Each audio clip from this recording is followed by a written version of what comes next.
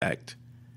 The team itself is going to go through some changes. Derek Carr not doing the greatest.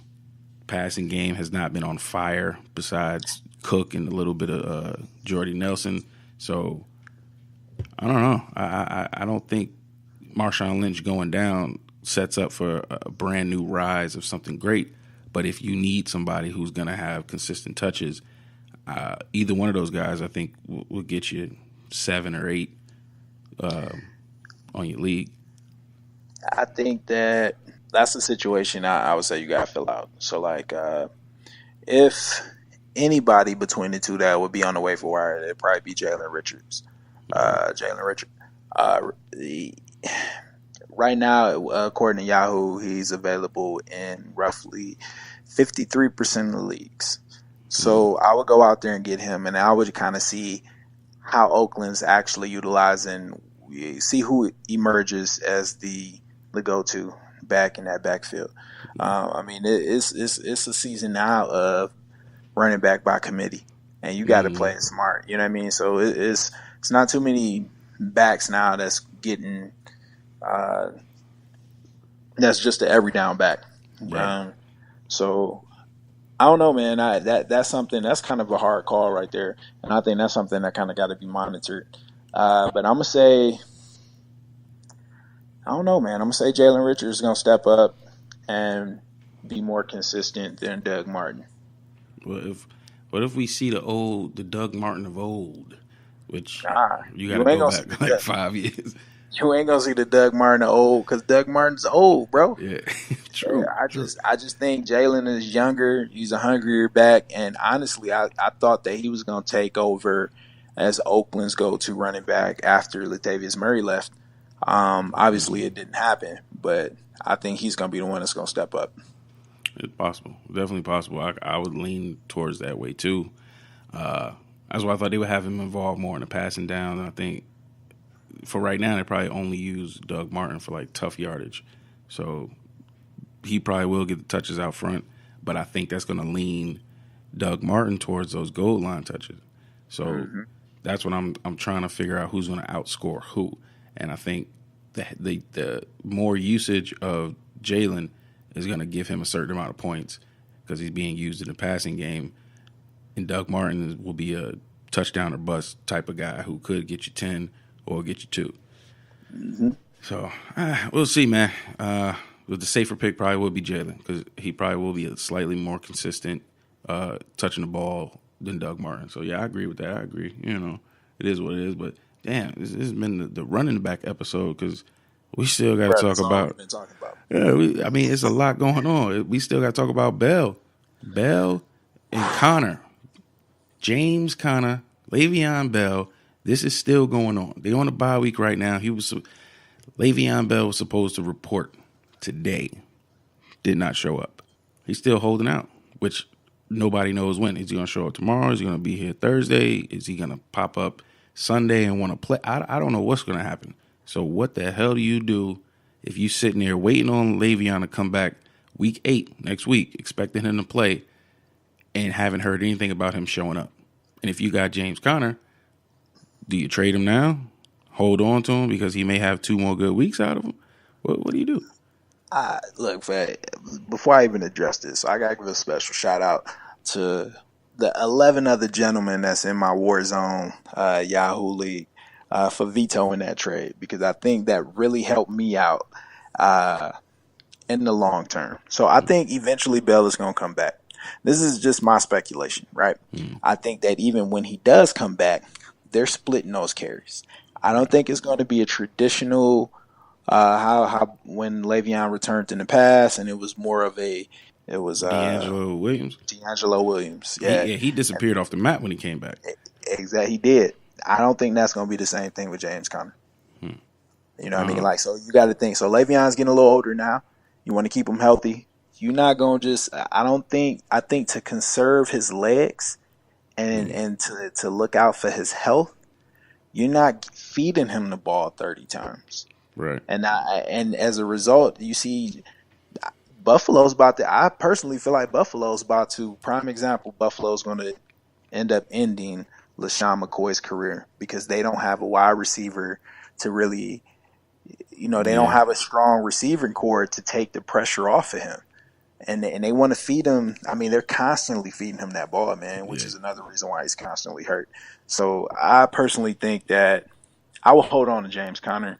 I will evaluate the situation. Said if Bell don't show this week, obviously you want to play James Conner. Right.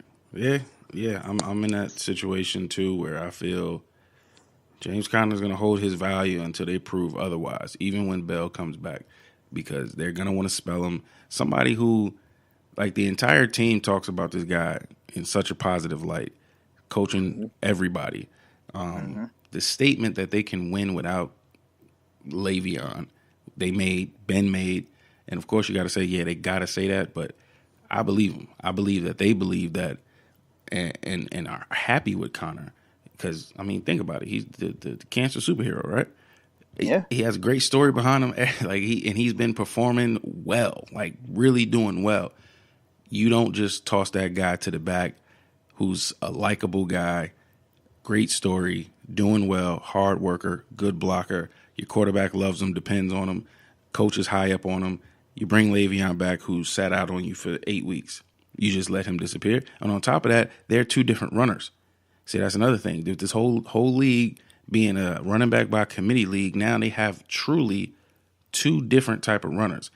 The situation with D'Angelo Williams, they were two different type of runners, but the type of difference wasn't enough. The type of difference, D'Angelo Williams was running up the middle, hard runner, whatever. John Connor is an explosive, dynamic back. He does a lot of different things well. He can catch the ball out the backfield. He's explosive. He's speedy. He runs guys over. He has a lot of things to his game that you don't have to leave on the bench, and is different from a Le'Veon. A lot of poise and patience, running, making the right decisions.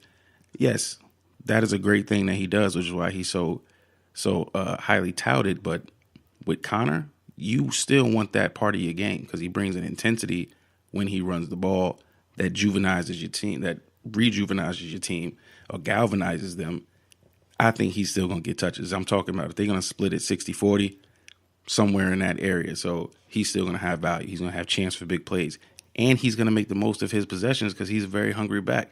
He don't want to give up the spotlight. You sit him down, he ain't going to be like, yeah, when he come back, it's cool. I could go back to 5-6 touches a game. Nah, he going to want 15. He going to want 15, let Le'Veon get 20, maybe, Nah, I agree. I agree with you 100%. So, if you haven't traded Connor, I guess it really depends on what the trade offer is. But as of right now, I hold on to him unless it's something that's definitely worth snatching. Yeah. Unless you get a trade offer that you honestly can't refuse, I'll probably hold on to him. Right. Yeah. Man. So I got to talk about one other crazy thing that happened this week. Crazy. Blake Bortles getting benched in the middle of the damn game. Did we all see it coming, or I think the only surprise here is like what took Jacksonville so long to bench Blake Bortles. I tell you what took so long. The $50 million that they put into this guy last year. Last year they gave him the contract, the big money contract. I bet they wish they had a DeLorean right now. Right. Definitely. Like, you sit down a player that you just gave that much money, something really wrong. Something's real wrong. And I think I heard Jalen Ramsey, one of the defensive guys, and they were trying to, in a roundabout way, say, hey, shit is fucked up in this locker room, bro. Shit is fucked up in this locker room, and I don't know where we going. You see what's happening. He was giving an interview saying this, and I'm like, damn, so they really got some issues back there. You benching a quarterback. People are upset. Like, people got to be real, real upset in that locker room about the way they've been performing. I'll tell you why. Because, and they should be upset, because this is supposed to have been Jacksonville's year. Mm-hmm. Mm-hmm. And I think a lot of people in that locker room is probably fingers pointed at Blake Bortles. Yep. You know what I mean? Like, bro, like that shit got to be tense. You coming into work and everybody looking at me like this motherfucker. How many picks you gonna throw today, motherfucker? Right, right. So Damn. I mean, it is what it is, man. Like, I think Jacksonville's crazy for giving him that amount of money. I don't think he deserved that amount of money. Nah. And truth be told, I would have drafted a quarterback. Yeah. Yeah. I would have drafted a quarterback because Cody Kessler, that's the next man up. Yeah. That's not what you want, dog. Nah, I mean, like I'm not gonna lie. I don't know this guy. I don't know who he is. I don't know Cody shit about him. Kessler used to take snaps in Cleveland. Mm, Um, yeah, I think this is his third year in the league. I think he came in, no, second year in the league. Came in 2016. right. Take a couple snaps in Cleveland. Um, So that's you all can't he's really, done. that's all he's done. I mean, you can't really judge that because at the end of the day, I know Cleveland was quick to snatch their quarterbacks, and that was like my biggest issue with them. Right, right. You know what I mean? So I do stay away from Jacksonville. Yeah. Like, I stay away from. I don't even ride through Jacksonville, the city. Yeah. Even I though would, if you got Bortles, I know they benched him. He is gonna play. He's gonna start. They came out and they said he's gonna start next week, even though he got pulled. So if you start in Blake Bortles, you probably losing anyway. But but yo, the issue isn't about him sitting because every elite quarterback has been set. I think at some point in time. I mean, they set Matt Stafford well, you first said game of the season. elite, bro. I did. You know what? I did. I digress. That Listen, Detroit shit, man. okay. So point being, they shouldn't panic off of the benching. I would panic mostly off of the production this season. The benching is just pretty much the icing on the cake. He ain't did shit all season. Yeah, it's just a total dysfunction on the team. You don't have your lead running back who's supposed to take the pressure off of him for you. And then you got somebody who's always made some shaky decisions. So that just compounded the issues with Fournette going down, not having a dependable backfield, which I like Yeldon, but he's like he's getting points off of default. Like who else are we throwing it to? I mean, at the end of the day, that's really all that matters in fantasy. True. I mean, even So garbage time points help, but yeah, I but don't know, man. I wouldn't. You trying to win? If you a position to win, you ain't starting T.J. Yeldon. You ain't starting nobody on that Jacksonville offense. nah, definitely stay away from him. Even though he is starting, if you've been dependent on him, I guess you could depend on him again. They're going to start him in London because they're playing in London this week. But coach also said, hey, he got a short leash. They'll pull him if he messes it up again. I guess he's trying to send a message. They're trying to shake up the locker room because all the stuff going on, telling guys they got to get it together. So if you're dependent on Blake Bortles and you've been starting him, which I can't imagine there's a large percentage of you who are, because there's so many quarterbacks in the league that you can play around with other than him. But he's out there, and I wouldn't start him. I would be looking for somebody else because he may lose his job soon. Right? These are the signs. This is how it starts.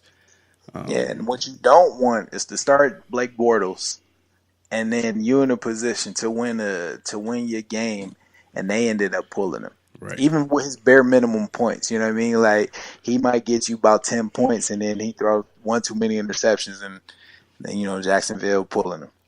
Right. I mean, that's just as bad as your player getting hurt in the middle of the game and can't finish out. So. Yeah. Hey, man, look, I can't even let this go on. We talking about, the effect in the locker room and what's going on with Blake Bortles being benched and how it's crazy in Jacksonville. It's just dysfunction, so you can't start it. But thinking about dysfunctional locker rooms, I have to bring this up. This is not even fantasy football related. If y'all don't want to hear this and you got your info, move on. But if you want to talk about something that's going on, we got to talk about it, okay? Chris Paul, Rajon Rondo, and your young boy Brandon Ingram got into a fight. We talking NBA basketball. I know y'all saw this. If you didn't see this, I don't know where you've been at over the last 2 days. Did you see the fight? Dog, I seen it. I seen it on YouTube, so I didn't even see it live. So I heard about it, and then I had to pull it up on YouTube. Yo, it was kind of crazy. Like the craziest part to me is like, so if you go on YouTube, and I forgot the dude's name that's on there, but he zoomed in and he slowed it down and he showed that Rondo actually did spit on Chris Paul.